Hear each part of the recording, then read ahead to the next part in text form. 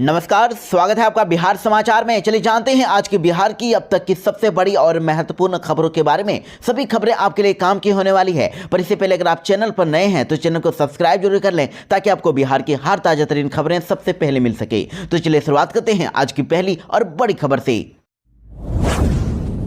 Traffic चालान को लेकर आ गया नया आदेश। अब मोबाइल से तस्वीर खींचकर चालान नहीं काट सकेंगे पुलिसकर्मी। बिहार में यातायात नियमों के उल्लंघन यानी कि ट्रैफिक नियमों को तोड़ने पर अब पुलिसकर्मी मोबाइल कैमरों से फोटो खींचकर अब चालान नहीं काटेंगे। हर हाल में हैंड हेल्ड डिवाइस यानी HHD मशीन से ही चालान काटकर जुर्माना वसूला जाएगा। इसके साथ ही पुलिस अवर निरीक्षक यानी दारोगा रैंक से नीचे के पुलिसकर्मी चालान काटने के अधिकार नहीं होंगे, यानी वो चालान नहीं काट पाएंगे। हालांकि यह नियम पहले से ही प्रभावी है, लेकिन इस नियम में अब ज्यादा सख्ती करने का आदेश दे दिया गया है। इंडिया गठबंधन पर आया खतरा। तेजस्वी यादव ने कांग्रेस को दिया जोरदार झटका। आरजेडी नेता तेजस्वी यादव ने एक ऐसा बयान दे दिया है जिससे पूरी सियासत को ही हिला दिया है। देखिए, आरजेडी नेता तेजस्वी यादव ने कह दिया है कि इंडिया गठबंधन सिर्फ लोकसभा चुनाव तक के लिए ही था, और उन्होंने यह बयान तब दिया जब पत्रकारों ने उनसे पूछा कि दिल्ली में आम आदमी पार्टी और कांग्रेस के बीच में तकरार बढ़ती जा रही है, दोनों दल इंडिया गठबंधन में शामिल हैं और ऐसा आखिर क्यों हो रहा है। तो इस पर देखिए, तेजस्वी यादव ने कहा कि इंडिया गठबंधन सिर्फ लोकसभा चुनाव तक के लिए ही था। ऐसे में कांग्रेस और आम आदमी पार्टी के बीच में टकरार होना स्वाभाविक बात नहीं है। तो तेजस्वी के इस बयान से कांग्रेस और साथ ही राहुल गांधी को बड़ा झटका लगने वाला है।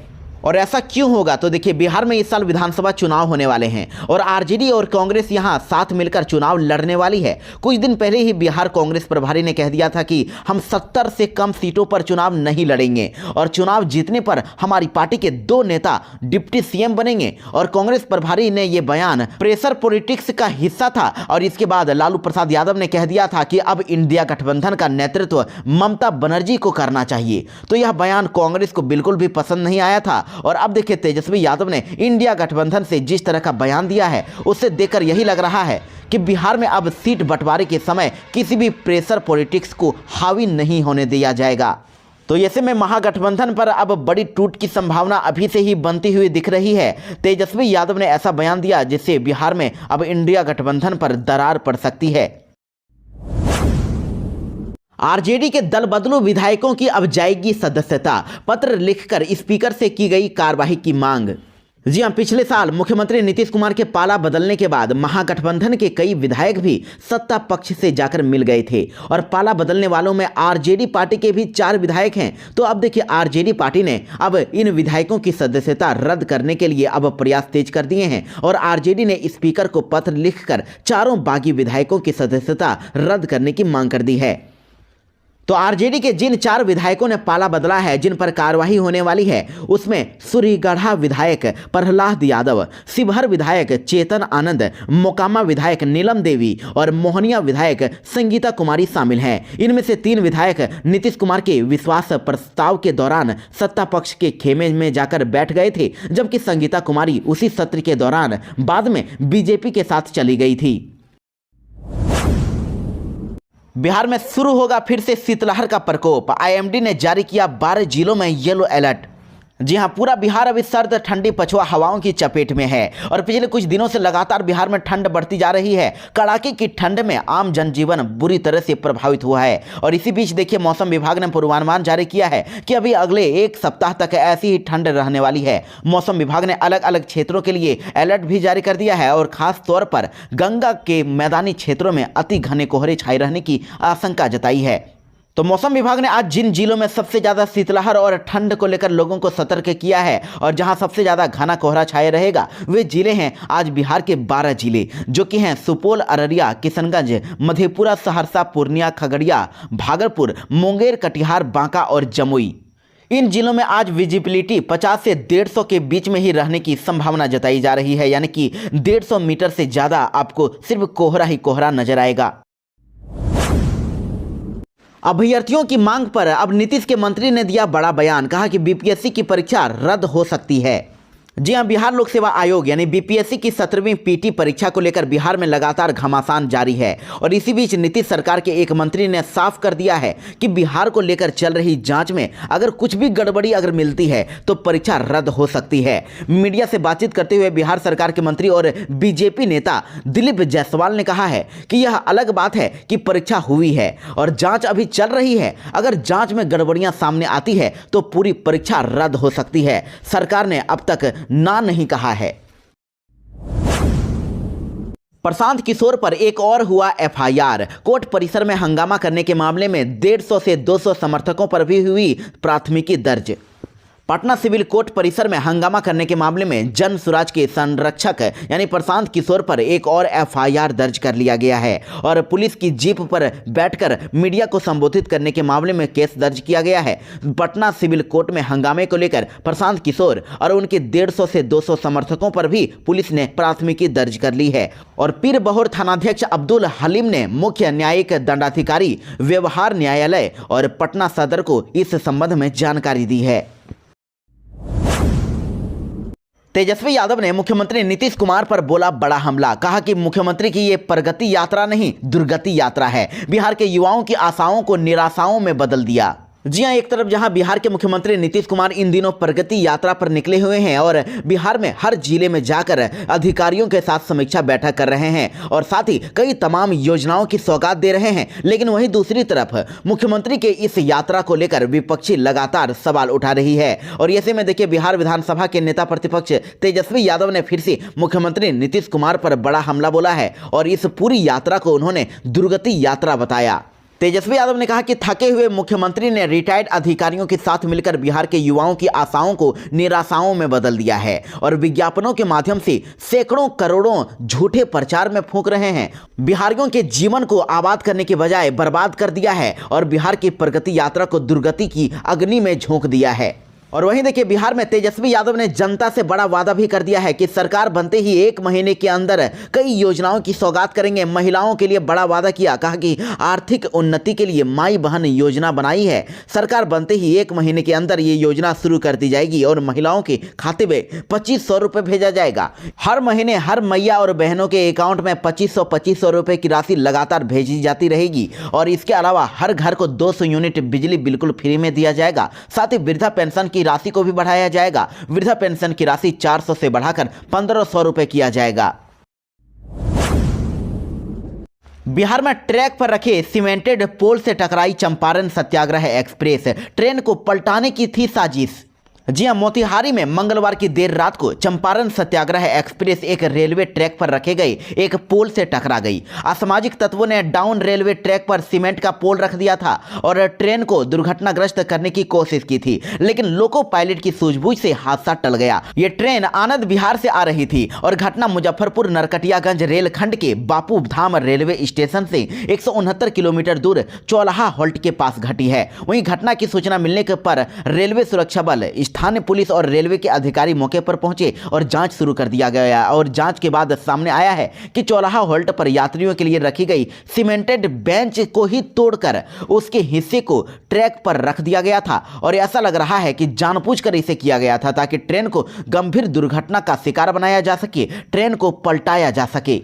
लोको पायलट की वजह से ही ये बड़ा हादसा टला है। ट्रेन चालक ने जैसे ही ट्रैक पर रखे गए मलबे और सीमेंटेड बोल्डर को देखा, तुरंत ही ब्रेक लगाकर रेलगाड़ी को रोक दिया। हालांकि बोल्डर से हल्की टक्कर हुई, लेकिन ट्रेन रुकने के कारण किसी भी यात्री को कोई नुकसान नहीं हुआ। गया के घने जंगल से भारी मात्रा में विस्फोटक बरामद, सर्च ऑपरेशन जारी।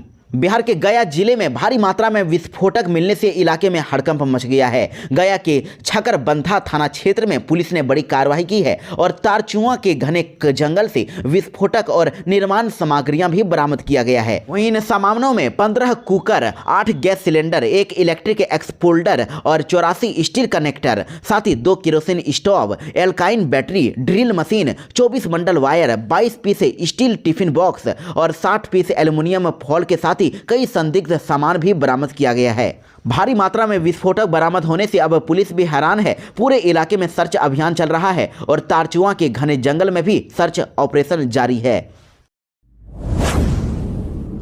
बिहार के विद्यार्थियों के लिए बड़ी खबर। Bihar board matric intermediate board परीक्षा के लिए जारी किया एडमिट कार्ड। जी हां, बिहार बोर्ड ने अब मैट्रिक और इंटर के परीक्षार्थियों के लिए अब एडमिट कार्ड जारी कर दिए हैं और स्कूल के प्रधान ही अब यूजर आईडी और पासवर्ड देकर secondary.biharboardonline.com के वेबसाइट पर जाकर इसे डाउनलोड कर सकेंगे और उसके बाद स्टूडेंट्स के बीच में बांट सकेंगे। साथ ही आपको बता दें कि कोई भी छात्र स्वयं ही एडमिट कार्ड अगर डाउनलोड करना चाहता है तो वो डाउनलोड नहीं कर पाएगा, उसे अपने स्कूल से ही हेडमास्टर या फिर क्लास टीचर से ही एडमिट कार्ड को प्राप्त करना होगा। और बिहार बोर्ड की परीक्षा मैट्रिक की परीक्षा 17 फरवरी से 25 फरवरी तक होने वाली है और इधर इंटर की परीक्षा 1 फरवरी से शुरू होकर 15 फरवरी तक आयोजित की जाएगी।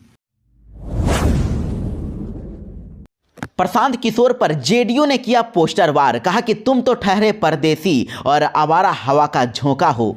बीपीएससी अभ्यर्थियों के समर्थन में जब से प्रशांत किशोर ने आंदोलन छेड़ा है तब से सत्ता पक्ष उन पर हमलावर है। गिरफ्तारी के बाद तो एनडीए के नेता उन पर चौतरफा हमला कर रहे हैं। वहीं देखिए, जुबानी जंग के साथ साथ जन सुराज पार्टी और जनता दल यूनाइटेड के बीच में अब पोस्टर वार भी शुरू हो गया है। जन सुराज के जवाब में अब जेडीयू ने भी पोस्टर के माध्यम से पलटवार कर दिया है। जेडीयू ने प्रशांत किशोर की तस्वीर के साथ धमाकेदार पोस्टर जारी किया है जिसमें उनको आवारा हवा का झोंका बताया गया है और फिल्मी अंदाज में लिखा गया है, आवारा हवा का झोंका हूं, आया हूं पल दो पल के लिए। और वहीं उसी पोस्टर में जन सुराज पार्टी की तरह ही ट्रेन की तस्वीर के साथ जेडीयू ने उनको करारा जवाब दिया है। धीरज कुमार सिंह और पंकज सिंह के हवाले से जारी किया हुआ यह पोस्टर फिल्मी गाने के बोल लिखे हुए हैं और प्रशांत किशोर के लिए लिखा गया है, तुम तो ठहरे परदेसी, साथ क्या निभाओगे, चुनावी हवा के साथ बह जाओगे।